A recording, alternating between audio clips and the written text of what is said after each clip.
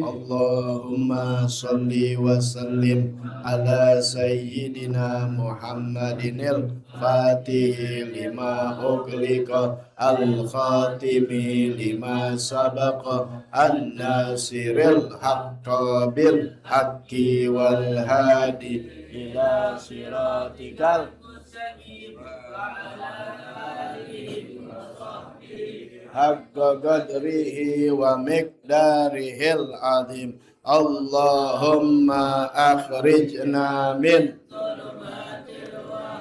wa akrimna binuril fahmi waftah alaina bima'rifatil ilmi wa hassin akhlaqana bil hilmi wasahil lana abwaba fadlika wanshur alaina min khazaini rahmatika. Assalamualaikum warahmatullahi wabarakatuh. Bismillah walhamdulillah wassalatu wassalamu ala rasulillah sayyidina wa nabiyina Muhammad ibn Abdullah wa ala alihi wa sahbihi wa man walah wa la hawla wa la quwata illa billah. Alhamdulillah pada hari Selasa di malam Rebu, tepatnya tanggal 9 Desember 2025 bertepatan dengan tanggal 19 Jumadil Akhir 1447 Hijriah. Alhamdulillah, Masya Allah, la quwata illa billah. Semoga senantiasa Allah Subhanahu wa taala memelihara menjaga iman Islam kita sampai wafat dalam keadaan husnul khatimah, panjang umur dalam sehat afiat, dalam taat ibadah kepada Allah taala, dan segala hajat-hajat kita diijabah oleh Allah Subhanahu wa taala. Wabil khusus bisa berhaji, berumrah, berziarah ke makam Nabi Muhammad sallallahu alaihi wasallam. Amin ya rabbal alamin.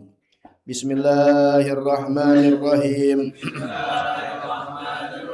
Nawaitu ta'alluma wa ta'lima wa tadhakkura wa tadhkira wan naf'a wal intifa'a wal ifadata wal istifadata wal hassa alat tamassuki bi kitabillahi wa sunnati rasulihi wa du'a ilal huda wa dilalata alal khair ibtiga'a wajhillahi wa mardatihi wa qurbihi wa sawabihi subhanahu wa ta'ala.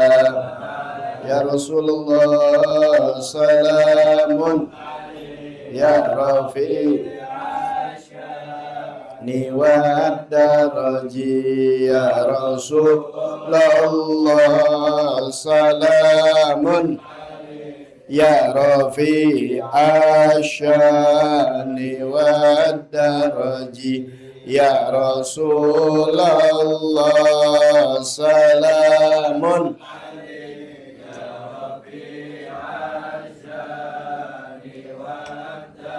Allahumma salli wa sallim. Masuk pelajaran kita syurutut tayamum. Ya benar. Ya. Syurutut tayamum. Minggu yang lalu sudah dijelaskan furudut tayamum, yaitu fardu tayamum. Sudah dijelaskan fardu tayamum, yaitu yang pertama memindahkan tanah. Ya udah dicatat kan ya. Yang kedua niat. Kapan niatnya? Niatnya itu bacaannya nawaitu istibahata fardis shalah. Ya, kemarin dicatat tuh. Nawaitu istibahata fardis shalah. Nah, niat tersebut dilakukan bersamaan ketika kita meletakkan tangan di tanah, ya di debu tanah itu, kemudian sambil mengusap ke wajah.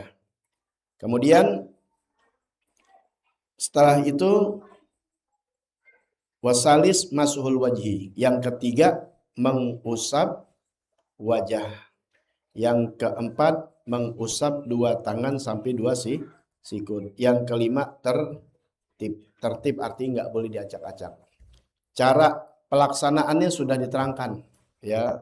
Itu diantaranya tidak sunnah kita menyampaikan kepada tumbuhnya rambut. Beda dengan wudhu. Kalau wudhu batasannya kan rambut. Ini. Tuh, kalau wudhu ada kaidahnya, mala yatimul wajib illa bihi fahuwa wajib. Itu usul fikihnya tuh. Tidak sempurna sesuatu maka tidak sempurna kecuali dilebihkan. Ya, misalnya seperti sampai sini dilebihkan, ini juga batasnya sampai sini, maka dilebihkan, yang lebihnya menjadi wajib. Ya, sama aurat juga begitu.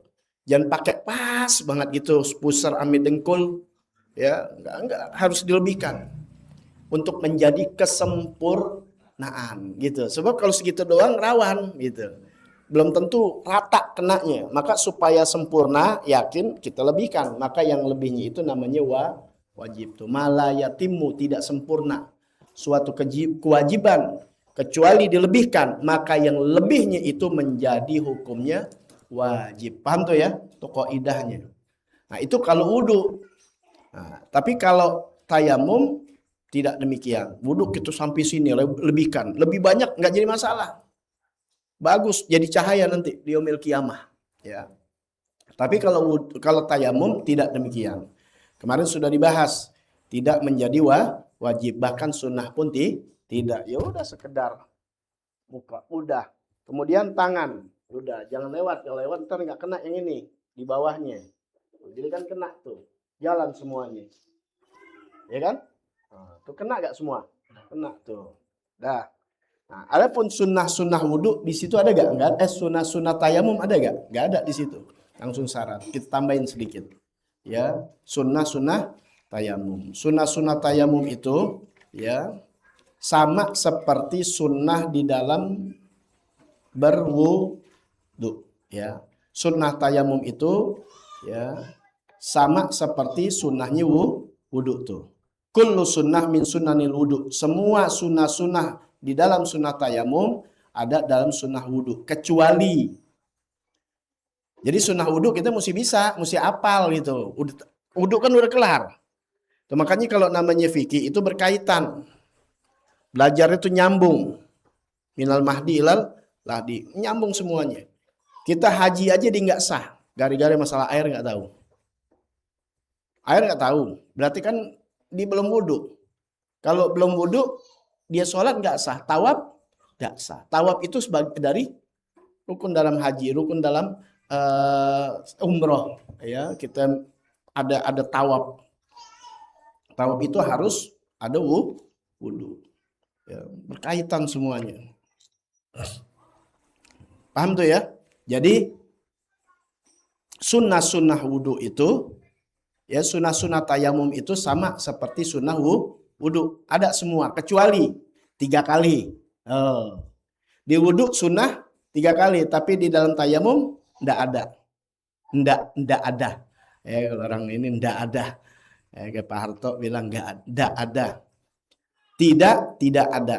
Jadi wudhu kita harus tahu sunnah-sunnahnya. Nah, kemudian ketika tayamum, udah apa ada yang ada di sunnah wudhu. Jadi nggak dijelasin lagi tuh.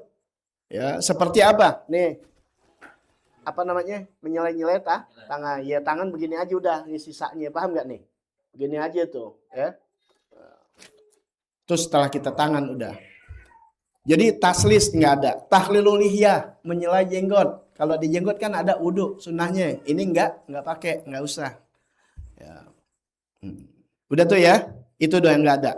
Nah, adapun setelah itu tayamum pun ditambahkan, bukan di wudhu, di tayamum ada penambahan.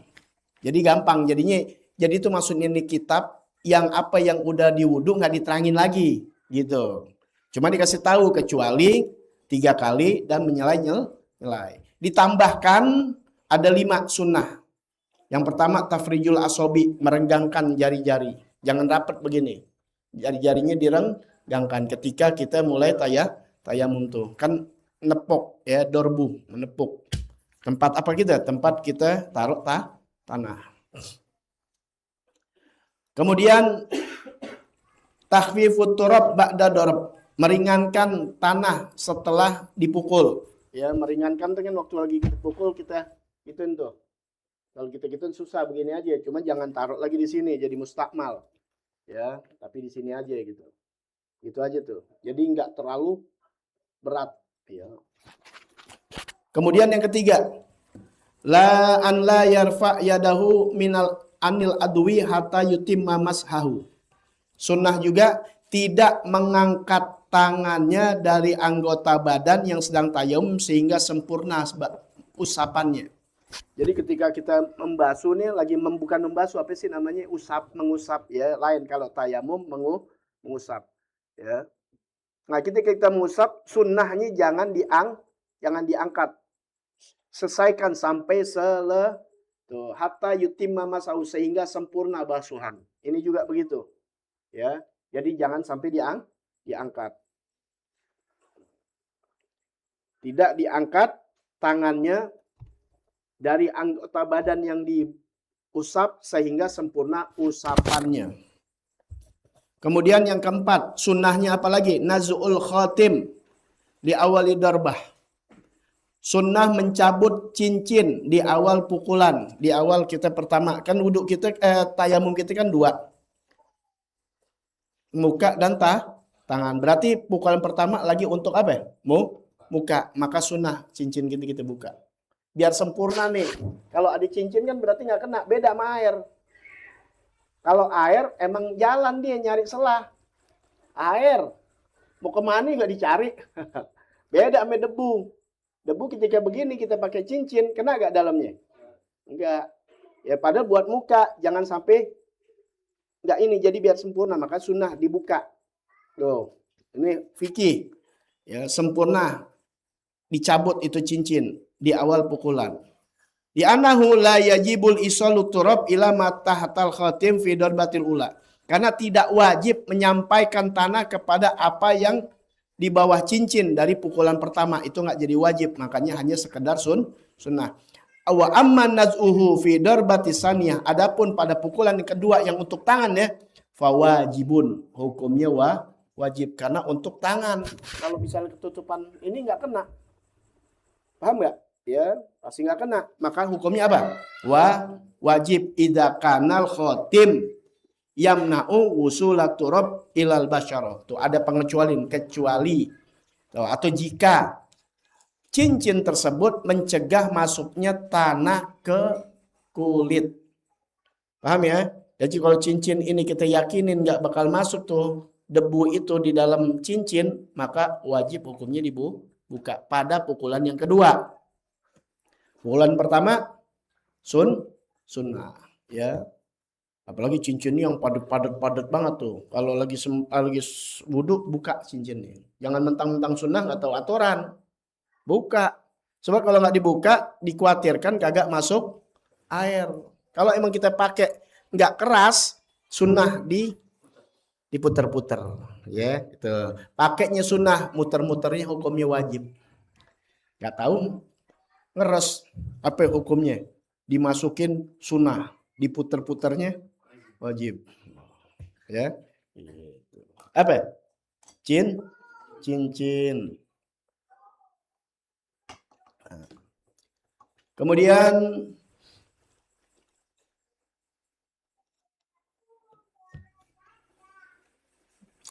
sunnah lagi an la yamsahat turab an a'dha'it tayammum hatta yabrugha minas shalah. Tidak mengusap tanah pada anggota tayamum sehingga selesai dari masa sholat.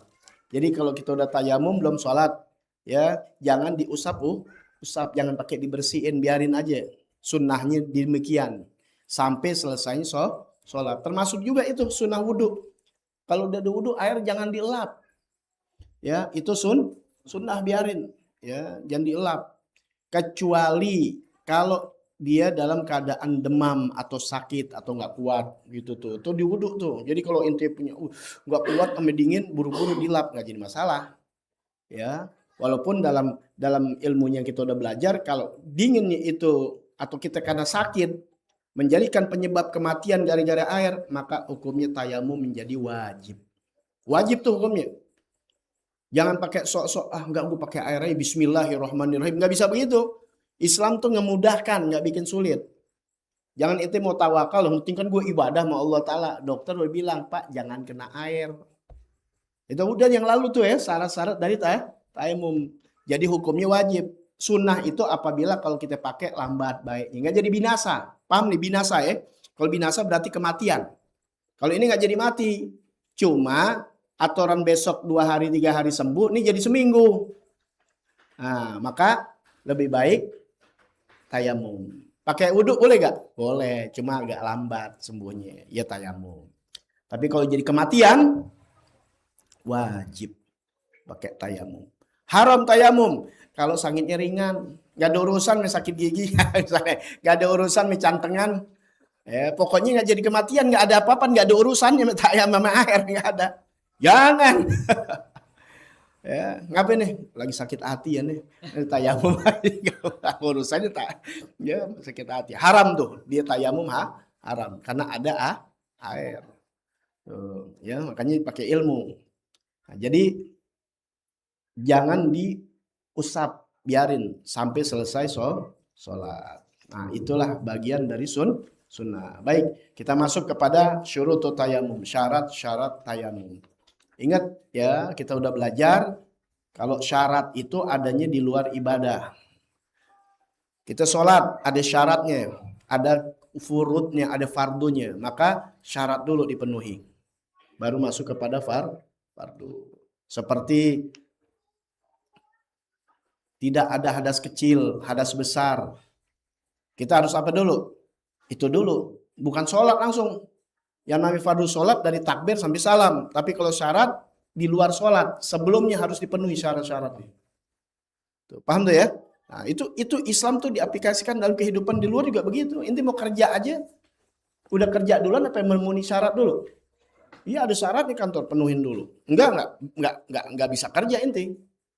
Paham ya? Penuhin syarat. Udah selesai syarat, masuk di kerjaan. Di kerjaan itu jalanin dari jam 8 sampai jam 4. Benar semua, dapat gaji. Paham nggak? Iya, sholat begitu. Sama ibadah yang lain. Penuhi dulu syaratnya. Syarat udah penuh, masuk kepada fardu. Fardu selesai, insya Allah dapat ganjaran dari Allah Ta'ala. Ganjaran bukan hanya Allah naikin derajat kita, tapi dosa-dosa kita dileburkan oleh Allah Ta'ala. Dari wudhu ke wudhu, dari sholat ke sholat. Dan yang pasti Allah jaga dia, Allah pelihara dari perbuatan keji dan itu yang Allah katakan inna sholata tanha 'anil munkar. Ya, inna sholata tanha 'anil fahsya'i wal munkar. Tapi kalau sholat nggak pakai ilmu, ya nggak mencegah dari perbuatan keji dan munkar.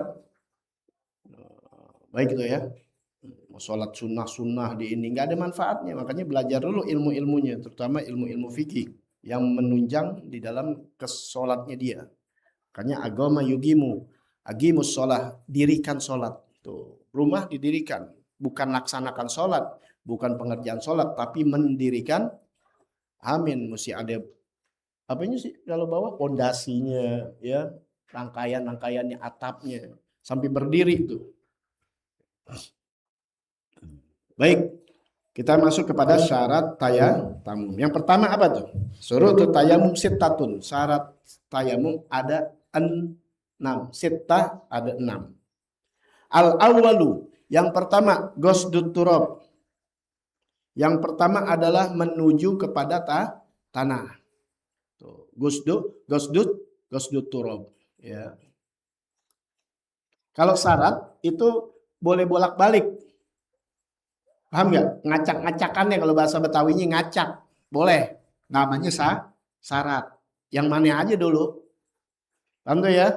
Nah, tapi kalau fardu nggak bisa diacak-acak. Makanya di akhir pasti ada tertib. Artinya tertib, teratur. Nggak boleh diacak-acak. Walaupun dipenuhi semua, sujudnya ada, rukuknya ada, fatihahnya ada, benar semuanya. Tapi diacak-acak, maunya dia dah yang mandi duluan, itu nggak sah. Dia nggak masuk kepada rukun tartib. Fardu tayamum ada nggak tartib? Ada, nggak boleh diacak. Tapi kalau syarat tayamum nggak. Kenapa Anda harus bicarakan ini? Karena di sini gosdut turab di awal.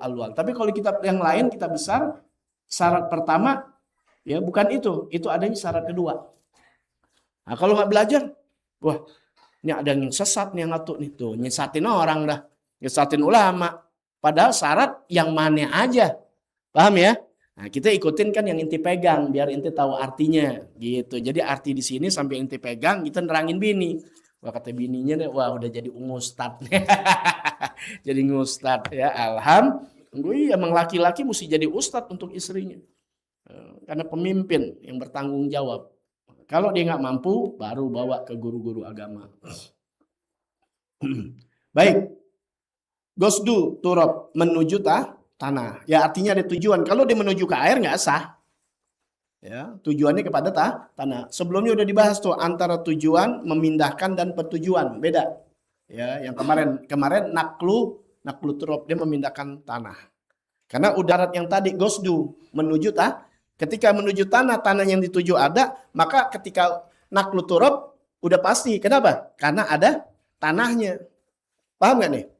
Di syarat dia menuju tanah, menuju ke tempat yang tanah.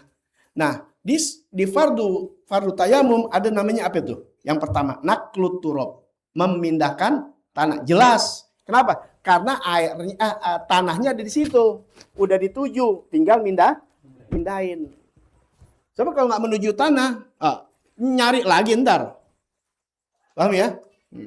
Makanya perhatian, anu sering kasih tahu waktu Anda lagi umroh ya. Itu makanya sunnah kita menyediakan air. Kalau dulu mungkin kita ngambil dulu nyediain. Nah, kalau diaplikasi sekarang ketika di dalam air kan nggak ada airnya tuh, pakai semprotan. Semprotan ini inti periksa dulu nyala apa enggak. Itu termasuk menyediakan air. Itu aplikasi kiasnya begitu. Ya, paham ya? Ya sama kayak akhlak tuh banyak orang nggak kios cuma begini-begini tapi nggak dipahamin yang lain-lainnya. Ntar kita belajar kan di akhlak. Sehingga apa? Ngaji zolim sama orang, zolim sama tetangga. Kenapa? Karena nggak ada ulama yang mengkias. Maaf, inti dagang nih di tempat orang lain tanpa ada izin, nggak boleh tuh. Haram hukumnya. Orang cuek aja, katanya orang ngaji. Kenapa? Nggak ada guru yang kias. Makanya kan belajar Quran, hadis, ijma. Ijma ini kesepakatan ulama, sahabat-sahabat. kias nih ikutin zaman.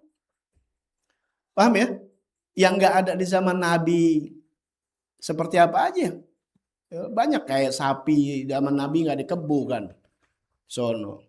Kita mau berangkat inti pakai onta. Pakai apa? Pakai motor. Kalau andai kata di zaman Nabi ada onta terus ada Nmax, apalagi ada Alphard, milih yang mana? Iya kan? Paham nggak? Masa inti dikasih aneh kuda ya itu sih kebangetan. Ada yang cakepan. Gitu ibaratnya begitu. Ya, bukan berarti orang sedikit menyalahi langsung dikata bid'ah dan sebagainya. Ini yang parahnya begitu zaman sekarang. Ya. Gosdut turab. Benar ya? Yaitu apa gosdut turab? Menuju tanah. Ya, dituju tuh kepada tanah. Sudah. Yang kedua, syaratnya an yakuna turabu tohuron. Tuh, adalah tanah itu suci. Ya. Karena turabu tohuron. Ya. Tanah itu suci. Ya.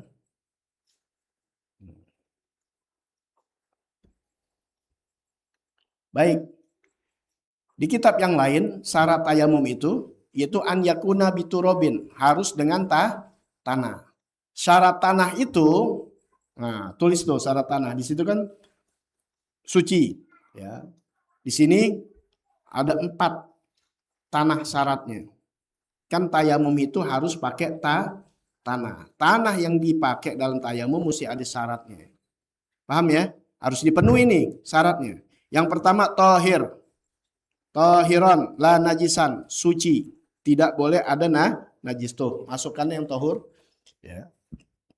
Paham ya? Suci nggak ada najis. Misalnya, inti pakai tanah itu mengandung tai kucing. Gitu. Paham ya? Ya tempat kucing berak, inti sendok. Ya, atau kecampuran tai tikus. Atau kecampuran tai cicak. Paham tuh ya? Yang kedua an yakuna tahuron la mustakmalan, bahwasannya adalah dia mensucikan. Jadi bukan air aja yang suci mensucikan, tapi tanah pun suci mensucikan. Yang pertama suci, yang kedua mensucikan, yaitu tidak mustakmal. Mustakmal apa? Yang sudah kita belajar sama seperti air, bekas dipakai. Makanya ketika kita tayamum, jangan di situ lagi kita jatuhin airnya, tanahnya, atau kita ngusapnya di depan ini juga. Nah, jangan, supaya nggak jatuh lagi. Jadi bisa kita giniin, di sini kan nggak bakal kena kan, gitu. Sama, paham ya? Gitu. Jangan air yang bekas kita pakai lagi gitu. Makanya ambil lagi. Gitu. Udah belajar mustakmal, nggak balik lagi, kelamaan nanti ya masalah air. Ntar nanya lagi mustakmal apa? Waduh, balik lagi gitu. Ya, pokoknya ngaji, ntar kita habis kita balik lagi, itu aja. Jangan takut. Ya, ada ulama dari Tegal, masya Allah, kiai, dia datang ke Jakarta ngajar kitab tauhid ada. Habis balik lagi 30 tahun. Itu di Kuitang dari dulu sampai sekarang. Habis Nasruddiniyah balik lagi. Kita fikih begitu juga. Ulama dulu begitu. Itu satu kitab fikih sama sama fikih-fikih yang lain. Paling belajar ada rujukan aja, tapi sama. Ente lupa balik lagi terus. Begitu juga kitab-kitab tasawuf. Selesai. Itu banyak kitab nggak ada yang diamalin buat apa? Paham ya? Ulama banyakin koleksi kitab tuh untuk rujukan. Jadi ketika ini ngelihat, kita yang awam yang nggak ngerti apa-apaan, udah belajar fikih terus, balik lagi, jangan pakai bosan, balik lagi, nyangkut. Ya, begitu juga kitab tasawufnya atau kitab akhlaknya. Anda dulu begitu, habis selesai balik lagi. Kita punya guru begitu loh. Apalagi fikihnya yang perlu dalam keadaan keseharian kita. Baik, yang ketiga, an yakuna khalison. Nah ini orang suka nggak paham nih. Khalis artinya murni. Tanahnya harus murni. Maksudnya apa? La mukhtaliton bi ghairihi walau golilan. Tidak boleh bercampur dengan sesuatu sekalipun sedikit. Campur apa? Semen. Bisa nggak? Pasir. Debu genteng. Nggak boleh sembarangan. Sekarang Anda tanya, kita nggak ngikutin paham-paham orang ya, dan nggak menyalahkan orang, fikih itu luas. Paham nggak ya? Kita pakai nggak merasa diri kita pintar dan menghina orang, tidak. Kita belajar sisi fikih dan sisi tasawuf, itu makanya harus belajar fikih dan tasawuf sehingga ketika belajar tasawufnya tidak menyalahkan orang dan mengkafirkan orang, nyalain orang, salah, nggak usah. Kita belajar, kita dapat dari kitab, dari guru kita, udah kita amalin. Orang lain dapat begini, terserah, biarin, dia mungkin ada dalilnya. Itu selesai. Jangan berdebat, nggak habis kita. Mendingan inti cari duit yang banyak buat anak bini, benar nggak? Habis di medsos saya berdebat, digampar sama bini dari belakang. Nyari duit lu, main HP aja. Padahal dia main HP bener lagi debat. Cuma habis mau ngapain? Ya ini. Apalagi orang sekarang merasa udah paling pinter. Ya, merasa jenggernya merah, kata Habib Utsman bin Yahya begitu. Ya. Kan kalau kita udah berdebat, mau jatuhin orang, kita merasa bangga. Itu penyakit hati juga namanya. Makanya nggak mau di medsos. Ya, sebenarnya nggak usah dah. Di medsos lagi tahu sendiri. Kalau mau ketemu temu sini, Anda terangkan. Oh nggak paham juga. Ya, nggak mau terima, ya udah cari yang lain, guru yang lain. Anda pun nggak nyari murid kok. Paham ini ya? Ini yang kita belajar dari guru-guru kita, dari kitab, dari guru-guru kita. Khalis, tidak bercampur dengan sesuatu apapun walaupun sedikit. Karena orang ada yang pakai debu aja ngambil di lemari. Itu kan debu banyak gak? Ada ya debu. Kemudian di kamar, di bawah kasur, coba kumpulin ya. Lihat debunya apa itu? Tanah apa bekas kasur? Kasur kan? Coba perhatiin dong. Nah, kemudian di atas pelapon-pelapon di atas ini nih, kipas atau di atas, iya apa namanya sini? Ventilasi. Coba nanti kumpulin, ada gak? Ada. Tanah bukan. Tapi ada tanahnya. Bercampur gak? Kan tadi mesti kholis. Murni dong. Inti aja mau pakai bensin nggak mau dicampur. Kalau nggak murni, campuran nggak selesai proses walaupun 0,0 nggak boleh tuh. Kan di sini la mukhtaliton bi ghairi walau qalilan, tidak boleh bercampur dengan sesuatu selain tanah apapun bentuknya walau qalilan, sekalipun sedikit. Nggak bisa. Jadi dikit boleh, enggak boleh walaupun sedikit. Jadi benar murni tanah. Oh, gimana dong, susah. Lah tanah masih banyak alhamdulillah. Di Arab juga ada tanah. Ya.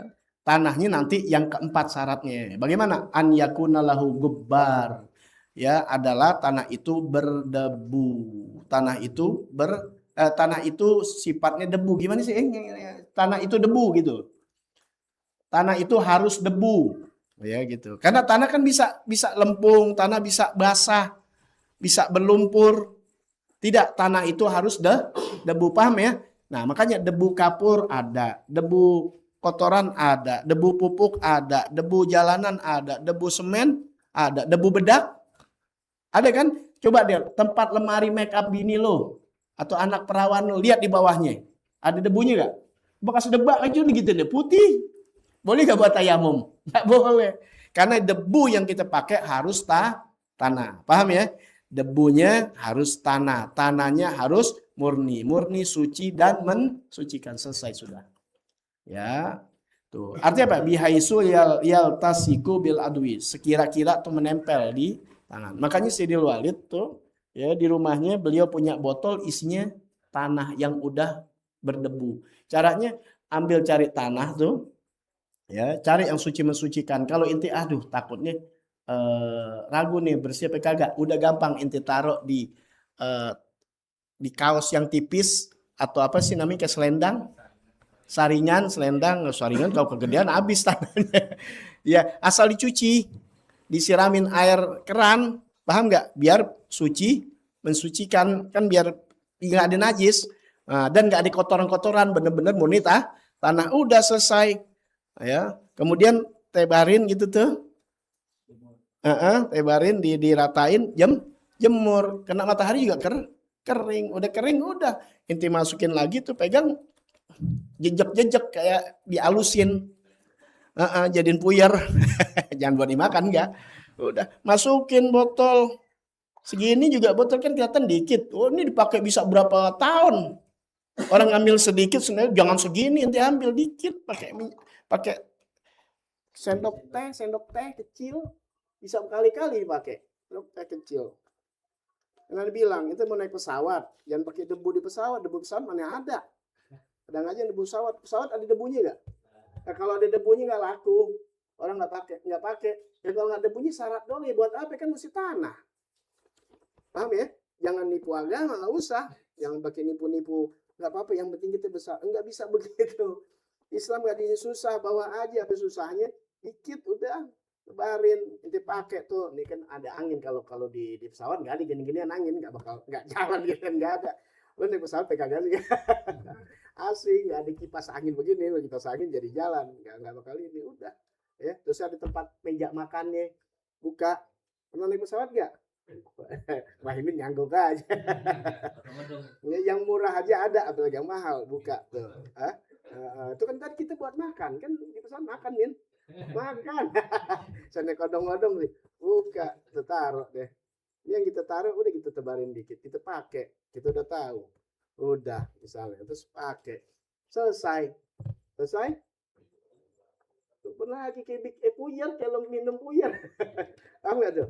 Ya udah tutup lagi deh, simpen lagi di kantong, ntar sholat pakai lagi. Itu juga kalau inti keadaan ini cuma 2 kali tuh, simpen bisa berapa tahun lagi, paham ya? Kalau sakit masih bisa ini kok, masih bisa banyak, apalagi inti bikin lebih banyak lagi. Anin tuh nggak sulit kalau tahu ilmunya ya, maka disimpan ya, tuh taruh, ntar mau pulang lagi gampang. Nah nanti kita akan bahas lagi. Baru sampai berapa? Baru sampai 2 ya, karena waktu kita mau ingin akhlak. Kalau mau sembahyang juga jangan bingung ya, lagi umroh lagi apa naik pesawat ya. Kan ada jamak gosor, ada jamak ada gosor kan gitu, udah belajar kan. Ada waktu lagi mau ke Solo ya, ada buka masalah jamak takdim, jamak takhir, jamak gosor. Nah kalau gosor itu memang harus lebih dari 2 marhalah atau 90 kiloan. Tapi kalau jamak nggak sampai harus 90. Tuh, ada ulama mengatakan 60 aja boleh. Tapi karena urgent, dari sini aja ke bandara udah lebih dari 50-60. Nah ketika itu masuk udah zuhur, Anda lihat, Anda jam 3 udah di launch nih, udah bakal naik pesawat. Ketemu gak Ma'asar? Enggak, di pesawat temunya. Repot, Anda sembahyang, zuhur, jamak, jangan digosor. Jangan digosor, jamak takhir. Udah belajar kan niatnya, jamak takhir. Udah selesai 4 rakaat, selesai sholat asar, jamak takdim. Udah selesai, jamak takdim. Udah, pesawat naik jam 3. Pas di pesawat azan, orang pada repot sembahyang, udah. Enggak? Oh, udah jalan. Ntar sampai Madinah jam 10 malam nih, misalnya sekarang kita udah sampai kan naiknya jam 3, kan 9 jam. Taruh aja jam 12 malam, jam 1 malam sampai Madinah. Sembahyang jamak takhir. Isya sama maghrib. Enggak ada yang ditinggal kan? Enggak ada. Gampang. Enggak repot-repot. Ada yang suruh gitu orang, apalagi yang namanya dari timur ke barat, barat ke timur, mesti pahamin tuh. Ya gitu-gituan kita pelajarin. Jadi nggak terlalu jadi dibikin susah jadinya, padahal Islam nggak bikin susah gitu. Matahari dari timur ke barat. Jadi kalau kita berangkat dari timur ke barat, menunjukkan kan sana ke barat. Nah itu matahari bergeraknya lama itu, paham nggak? Karena matahari jalan kan per 1000 km per jam. Kalau ini kan 1000 km per jam, makanya agak lama. Beda kita kalau jalan ini, ya. Nah itu jadi ketika dia biasanya di rumah jam 6 maghrib nih, jam 6 sore, di rumahnya biasa kita itu pasin aja ya, jam 6 azan maghrib gitu. Dia naik pesawat kan dari jam 3 tuh terus, nah kira-kira udah 3 jam tuh bangsa di Aceh. Paham nggak di Aceh? Di Aceh di sini jam berapa ya kalau azan? Jam 7-an kan maghrib. Beda satu jam. Nah makanya itu dia di sana dilihat udah jam 6 nih, di sholat, apalagi HP-nya belum diganti reset ikutin lokasi. Wah azan sembahyang, Ane kasih tahu Bapak, ini buka kaca tuh masih terang. Hitungan itu yang kita tempat di sini masih jam 5, paham ya? Jangan lihat jam. Kalau inti pakai patokan jam, oke, inti nggak reset nih jam inti ya, inti pakai. Ntar ketika di Saudi, jam inti tetap menunjukkan jam 10 kan, nggak berubah. Padahal sekarang Saudi jam berapa? Jam 6 sore. Karena beda 4 jam. Masih jam 6 sore. Di Indonesia jam 10 malam.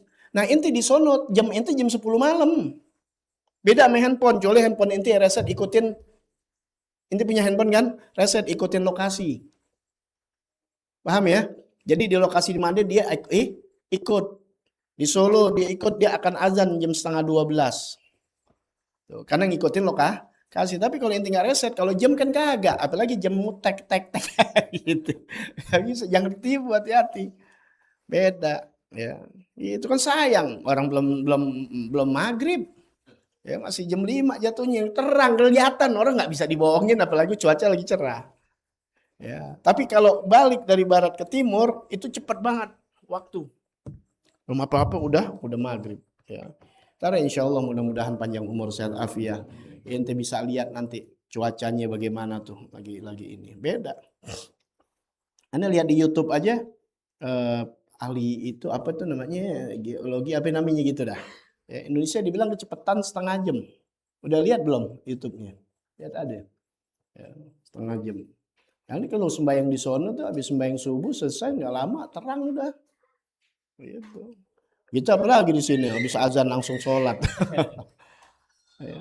Artinya kecepatan setengah jam dibilang. Ya. Jadi kalau sekarang jam 4 mestinya setengah 5 baru azan. Ya udah. Ya. Makanya kalau yang ngerti nggak langsung. Ya, ada baca-bacaannya dan sebagainya. Baik. Ya. Nanti kita akan pelajari hal-hal begitu. Nubzatun sallallahu alaihi wasallam. Nubzatun min ahlagihi sallallahu alaihi wasallam. Bagian yang keenam dari akhlak Nabi Muhammad sallallahu alaihi wasallam. Udah ketemu halamannya? Halaman berapa ya? Halaman 15. Kemarin baru bagian pertama ya, masih bagian pertama. Udah? Wa kana Nabi sallallahu alaihi wa alihi wasallam adalah baginda Nabi besar Muhammad sallallahu alaihi wasallam hasanal muamalati li ashabih. Sebaik-baiknya pergaulan kepada sahabat-sahabatnya. Yabtasimu fi wujuhihim wa yubasituhum wa yabda'u bis salam wal musafahah wa yu'siruhum ala nafsih hatta ahabbuhu aksara min anfusihim wa auladihim. Kemarin sampai situ tuh ya. Yang Nabi adalah tersenyum ya, memberikan salam, dadanya lapang, ya, memberikan kesan kepada mereka tuh. Jadi tuh sahabat-sahabat lihat Nabi tuh berkesan. Ya, kenapa? Luar biasa ketawaduannya, luar biasa kebaikannya. Sehingga mereka, para sahabat-sahabat Nabi Muhammad SAW, ahabbuhu aksaru min anfusihim wa uladihim. Sehingga mencintai Rasulullah melebihi daripada mereka mencintai diri mereka dan anak-anak mereka. Bayangin tuh. Ya. Begitu hebatnya didikan baginda Nabi besar Muhammad SAW. Karena yang Nabi keluarkan bukan hanya lisannya yang keluar. Kalau kita kan sekarang kebanyakan apalagi jadi ustadz cuma hanya lisan. Tapi nggak mengeluarkan secara perilaku. Itu lebih mengena. Inti punya anak istri jangan banyak omongan. Nasihat bukan. Nasihat itu bisa dari perilaku. Ibu, nak pakai jilbab, ngomong aja begitu. Sedang anak tambah dewasa, sedang ibunya ngablak mulu ngomongnya pakai you can see. Itu bukan menghina, tapi perilaku dia begitu. Tuh anak nggak bakal berkesan buat dia. Tapi sang ibu tertutup auratnya dari anak kecil bisa dilihat akan ikutin anak kan bagaimana ayahnya, bagaimana ibunya. Ya, gitu. Lisanul hal absah min lisanil magol. Lisan perkataan, lisan perbuatan, ya, tingkah laku itu lebih absah, lebih mengena, lebih nyata, lebih jitu, lebih soheh, lebih fasih daripada lisan perkataan. Makanya orang untuk merusak orang Islam nggak perlu dengan ceramah mereka. Itu ceramah mulu banyak kan. Ceramah tapi nggak menurunkan perkataan perilaku perbuatan yang baik. Mereka nggak pakai ceramah, bikin aja tayangan. Itu kan perilaku yang bini kita nonton. Paham ya? Apapun filmnya, apapun perbuatan yang dilihat. Kasus ini itu kan dari perbuatan visualisasi. Itu lebih mengena. Makanya kalian ceramah-ceramah lebih mengena kalian ketika nonton film Sayyidina Umar tuh. Nonton kan? Pernah lihat inti. Coba saksikan. Itu lebih mengena tuh. Makanya kalau ada yang pinter bikin kartun-kartun Islami dan sebagainya, bikin. Karena itu lebih mengena ke anak-anak kita ketimbang kita kasih nasihat. Film tuh anak kecil gitu ya, apa nih anak-anak suka. Iya, itu kan sempat dihina sama orang-orang yang anti Islam. Anak kecil udah diajarin pakai gamis. Anak kecil udah pakai sarung nanti jadi teror dan sebagainya. Wah, itu sengaja mereka begitu. Padahal di situ ngajarin anak-anak karton aja, ayo jangan minum pakai tangan kiri, pakai tangan kanan, itu lebih mengena daripada ustadz yang teromong begitu lagi ceramah minumnya dere. Nggak pakai.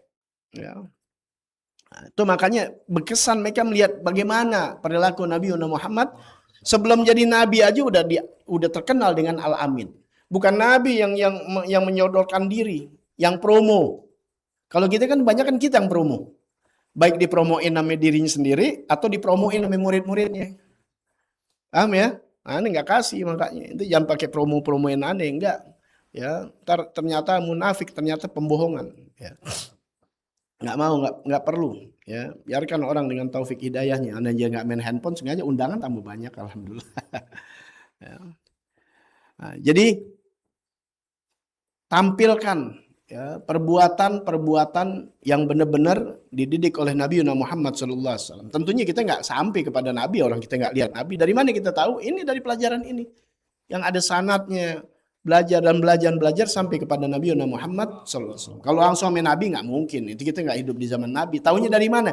Kita tahu Nabi karena dari para ulama-ulama. Nah, ada orang juga yang pemahamannya ya strip dah gitu. Ya, kita ngomongin tentang akhlak Nabi, sok tahu lu tahu Nabi dari mana? Lu kan nggak hidup di zaman Nabi. Salah lagi. Paham nggak? Ada yang kelebihan suruh kita ikutin contoh Nabi. Lah contoh langsung Nabi kagak bisa. Contohnya dari mana? Dari ulama. Ada lagi pengertiannya cetek. Dari mana lu tahu contoh Nabi sedangkan lu nggak hidup di zaman Nabi? Paham nggak? Ya, komentar sekarang lucu. Ya. Ya, apalagi di TikTok. Ya, ada pahamin aja deh. Hari-hari itu kan jualan dodol di TikTok. Kemarin ada komen-komen lucu-lucu. Dia bilang memang begitu. Lucu. Mesen kagak, komentar. Sabar deh ya, begitu. Iya emang begitu. Ya. Walhasil di dunia ya itu perilaku orang bisa lihat dari komentarnya, perilaku orang bisa lihat dari omongannya. Ya hati orang itu memang nggak ada yang tahu, tapi semuanya keluar dari tingkah lakunya, keluar dari mulutnya. Ya apa yang di hati. Kan nggak mungkin itu langsung semena-mena begitu, enggak. Makanya kalau udah kena aja hilap aneh, tuh hilap, hilap aneh. Kenapa? Dia tahu. Tapi nggak terkontrol. Arti dari lubuk hatinya, dari ini nggak dipikirin dulu tuh baik apa kagak. Ya, pahamin tuh. Jadi nggak bisa. Yang penting belum berjawab. Penting hati aneh kan. Yang penting hati aneh baik. Nggak bisa ya. Lo aja udah nentang Tuhan suruh tutup. Ya, gampang sebenarnya ngejawab hal-hal begitu. Ya orang-orang yang sekarang ya seperti nggak punya agama dia. Baik. Ya. Jadi Rasulullah sudah mencontohkan Al-Amin dari usia muda. Kemudian Anda pernah cerita ya di dalam kitab ini juga, di dalam kitab yang perempuan itu. Bagaimana seorang ya berjanji sama Nabi Muhammad SAW mau bayar dia punya tunggakan sama Nabi di saat Nabi belum jadi seorang Rasul. Sampai 3 hari. Yang janjiin ini lupa. Pas 3 hari baru ingat. Langsung menuju tempat yang dia punya perjanjian sama Rasul masih di situ. Kata Rasul, kamu bikin aku berat. Paham nggak? Ya, bikin aku berat. Ya, karena nunggu. Bagaimana yang sebelumnya tuh? Ya, Nabi sama anak kecil. Ya, girangin tuh. Kalau kita kan ada orang susah, anak kecil kita cuek aja, udah nggak sabar. Ngapain tuh? Oh udah, suruh bapak lo beli. Gitu. Ya, tapi Nabi Muhammad SAW enggak. Ya. Lihat tuh anak kecil nangis, masya'nu, Kenapa kamu mati burung saya?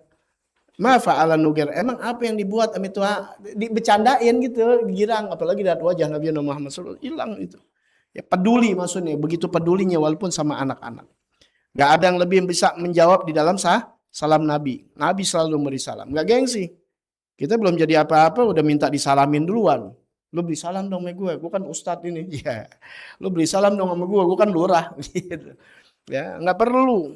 Ya, tunjukkan. Terus sehingga tuh Nabi dengan akhlaknya, dengan perilakunya memberikan kesan yang luar biasa kepada sahabat-sahabat Nabi Muhammad. Sahabat-sahabat berikan kesan kepada tabi'in terus yang kita lihat dari guru-guru kita. Makanya nggak usah pakai belajar sebenarnya. Kita sering khidmat sama seorang guru, itu kita bisa lihat tingkah lakunya.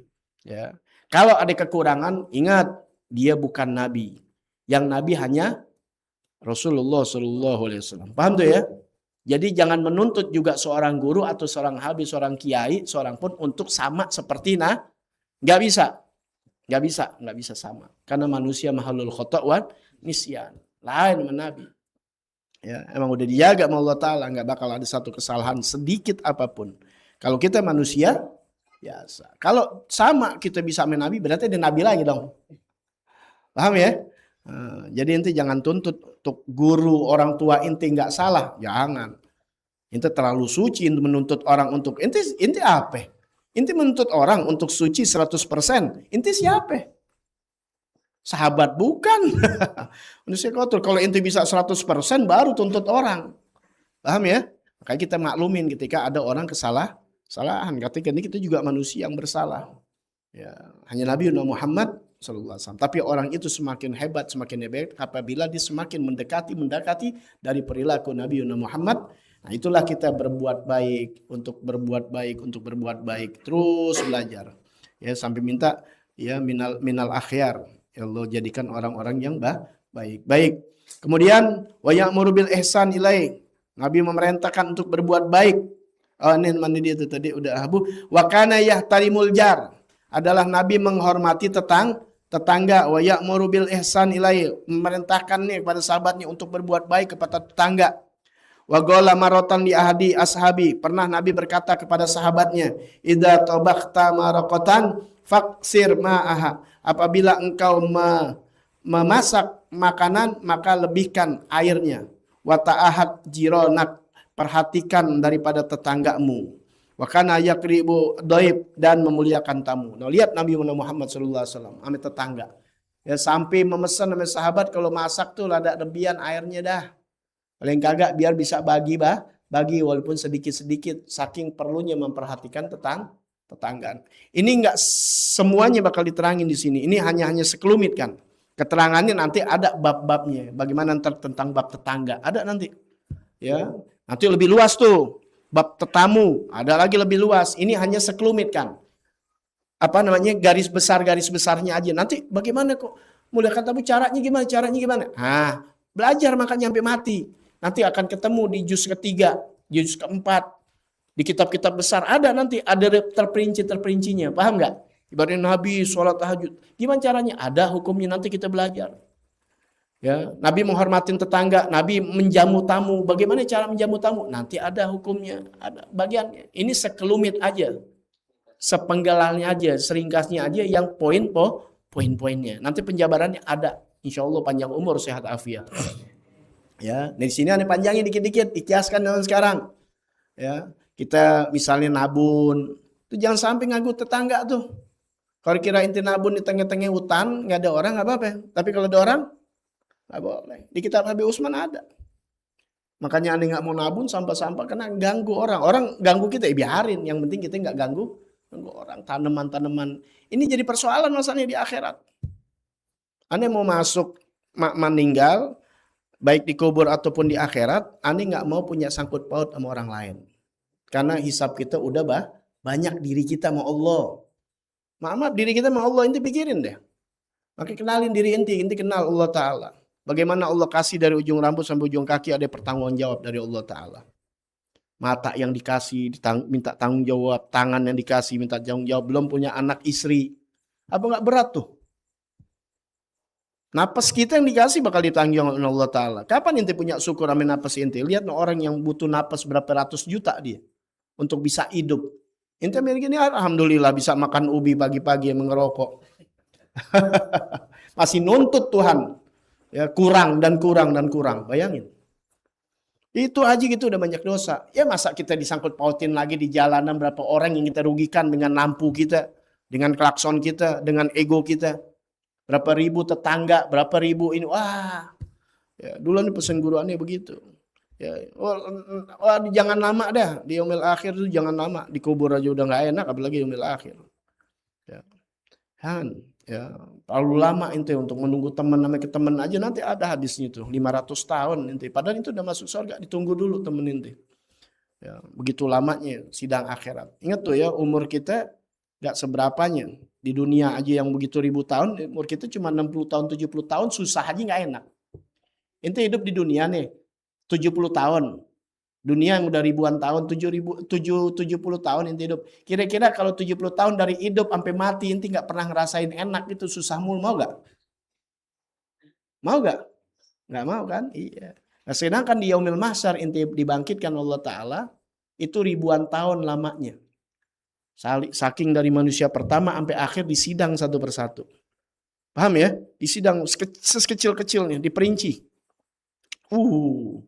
Itu bakal nunggu lama dengan matahari cuma sejengkal. Ya, makanya udah nggak takutnya manusia tuh sudah takut. Ya, mereka punya urusan masing-masing yang dipertanggungjawaban di hadapan Allah Subhanahu Ta'ala. Maka kalau inti nggak ada urusan banyak sama orang lain, cepet inti ya, dihisapnya. Ibaratnya kalau makanya orang tuh kalau dia dapat kesusahan, dapat kemiskinan atau sesuatu, dia nggak ini sama orang, itu hikmahnya. Makanya biar tahu tuh kenapa yang kemarin kemarin kita belajar hikmatun dari Allah Ta'ala tuh ada hikmah. Kalau belajar tahu hikmahnya, ya paham tuh ya. Nah ibaratnya ente masuk mall, ketika masuk mall ente belanja, yang teman ente sampai 2 troli bawanya tuh, waduh berat banget dibawa 2 troli. Ente ke mall ngapain, gigit jari cuma ngeliat doang gitu. Paham ya? Nah ketika di kasir, ada hisap, ada hitungan, cepetan mana yang keluar dari tempat itu? Yang nggak belanja kan? Iya, ketika dikeluar, itu gituan ambruk, dia baru sadar, alhamdulillah ternyata kemiskinan gue jadi hidup gue. Dia lama di situ. Ya, paham ya? Nah ketika nanti dia mati, dia baru berasa.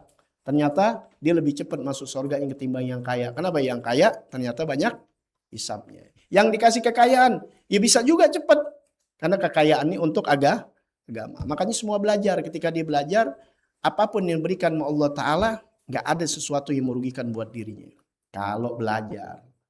Paham itu ya? Kalau inti belajar agama, benar-benar apapun yang terjadi sama diri inti, baik atau gak baik, senang atau tidak senang, enak atau gak enak, kaya atau miskin, musibah gak musibah, semuanya nikmat dari Allah Subhanahu Wa Ta'ala.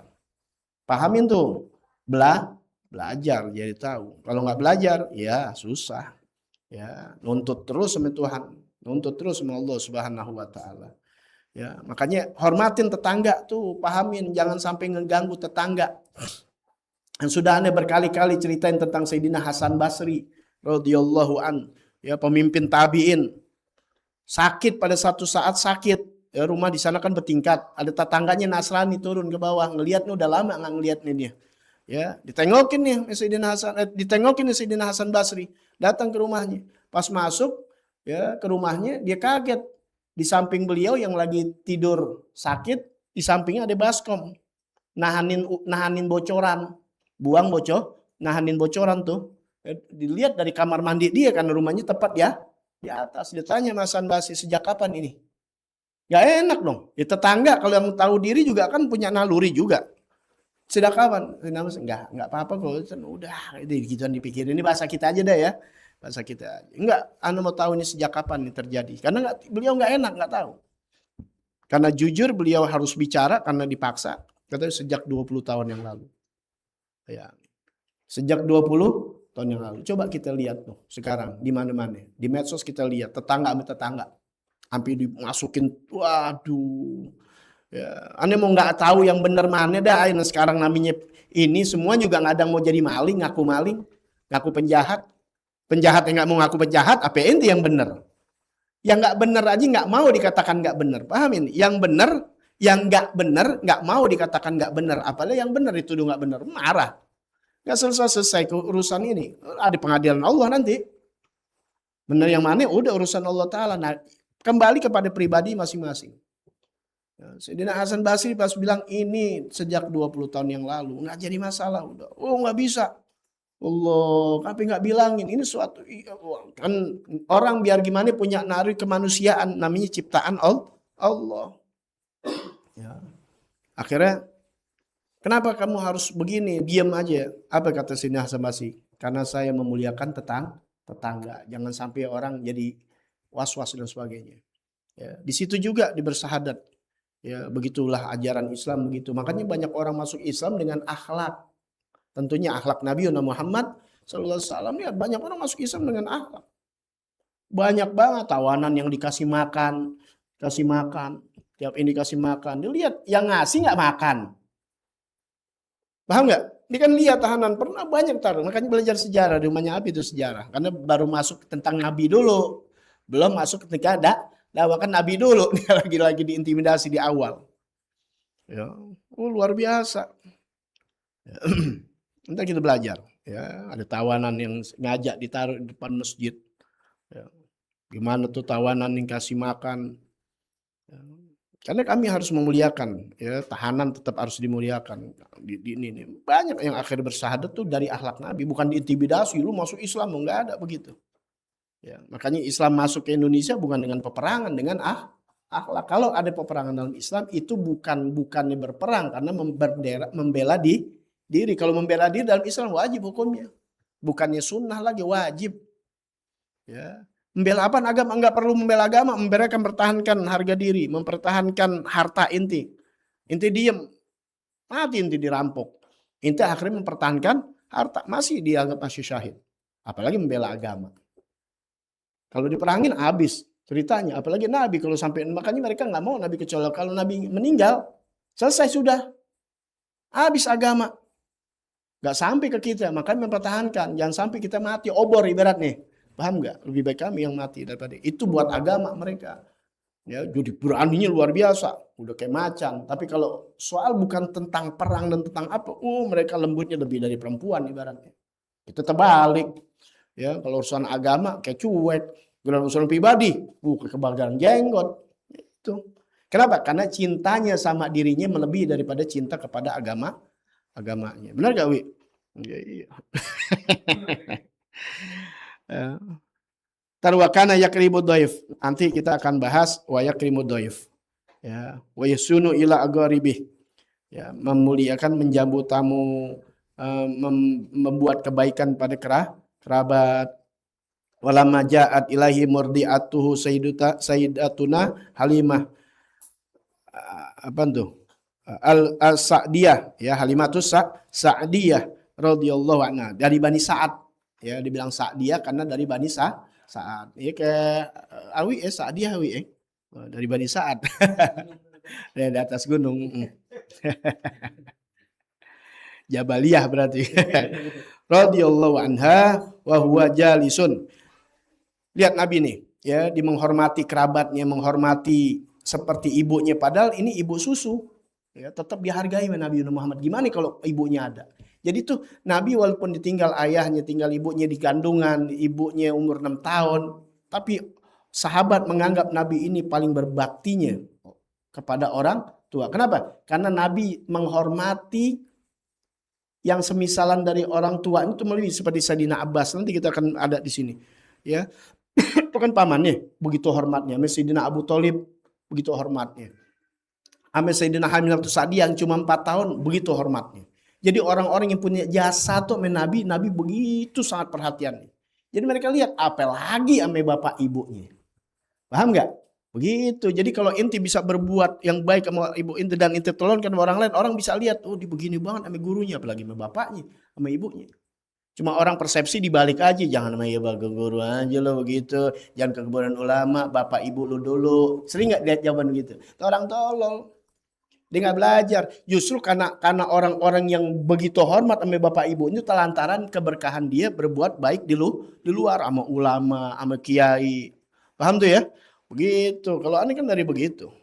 Ya, ada pikiran, nggak mungkin kita rajin di rumah guru waktu itu. Masa kita nggak telurkan di rumah kita sendiri? Nggak mungkin. Ya, paham itu? Ya, makanya disinilah orang lihat bagaimana Nabi sama orang tuanya. Ya. Kenapa? Karena Amis Halimatus Sa'diyah aja yang cuma 4 tahun begitu sangat mengagungkannya, sangat memuliakannya. Ketika Halimatus Sa'diyah datang radhiyallahu anha, Sayyidatuna Halimatus Sa'diyah radhiyallahu anha datang wa huwa jalisun. Nabi ketika itu dalam keadaan jalis, apa? Duduk. Basato laha ridaahu. Nabi gelar ridanya. Tahu gak rida? Ini selendang. Itu selendang, luar biasa. Lo berani jatuhin coba selendang guru. Selendang ulama. Selendang. Itu kan pakaian kemegahan. Paham nggak? Kebanggaan, bukan buat megah diri ya. Iya, nggak sembarangan orang pakai rida. Lihat rida Nabi, siapa yang berani pegang? Siapa yang berani jatuhin? Tapi Nabi langsung gelar. Langsung bangun, gelar. Ya. Ridanya waqadha hajatiha. Duduk tuh. Halimatus Sa'diyah dilayanin semuanya, kemudian ditunaikan hajatnya apa beliau punya, yang beliau mau. Ya, wa kana yujilu ammahu al-Abbas, dan beliau juga memuliakan pamannya Abbas. Kenapa? Ijlalal walid wal walidati. Ya, karena memuliakan ibu dan bapaknya. Jadi itu kedudukan nanti di bab tentang keluarga nih ada ya.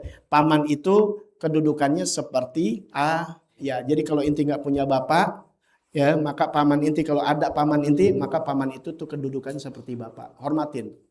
Ibu udah nggak ada, inti punya bibi, enci, saudari ibu inti, itu kedudukannya seperti ibu, hormatin. Maksudnya setidaknya lo nggak bisa punya uang, nggak ngasih bisa, hormatin. Ini kan kagak, ponakan namanya enci berantem. Apalagi ponakan namanya ponakan ya. Jangan pakai bawa-bawa dosa sama orang lain, udah banyak banget. Demen banget marah sama siapa aja. Demen banget orang diajakan musuhan. Hormatin. Ya, hormatin tamu. Nanti ada bagiannya bab tamu. Ya, tuh tamu tuh apalagi sama guru, nggak boleh kita pulang kalau nggak diizin. Tuh Habib Husin bin Muhammad bin Thohir Al-Haddad. Itu beliau adik. Kakaknya Habib Alwi bin Muhammad Al-Haddad Bogor. Itu kan adik kakak tuh. Ya, anaknya Habib Muhammad bin Thohir Al-Haddad Tegal. Itu dua-duanya alamat jadi orang hebat itu, adik kakak. Ini ayah udah nggak ada, ini adik kakak nih. Bagaimana sama ayah ibunya? Sama adiknya nih, Habib Husin nih sama kakaknya nih. Ini riwayat ada. Ya, jelas itu.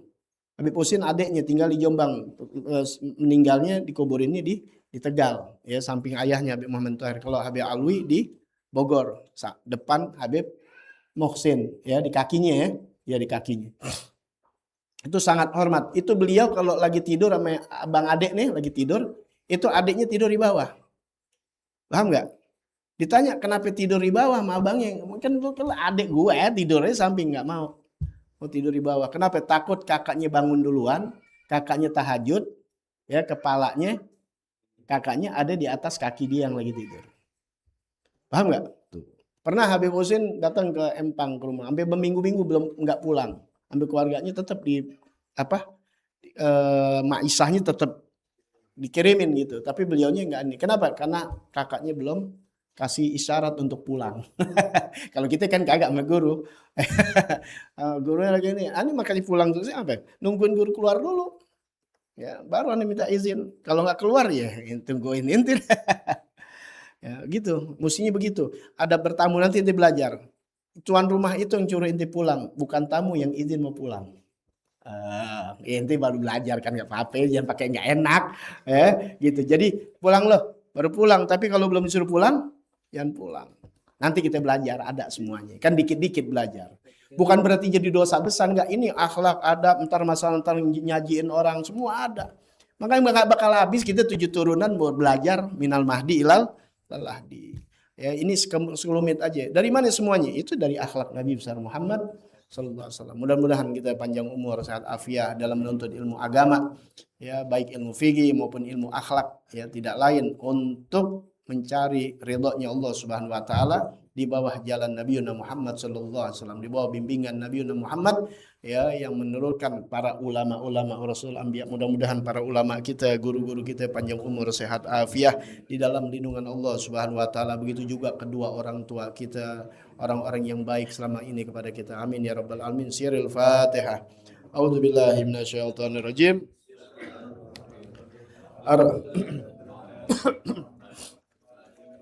Iyyaka na'budu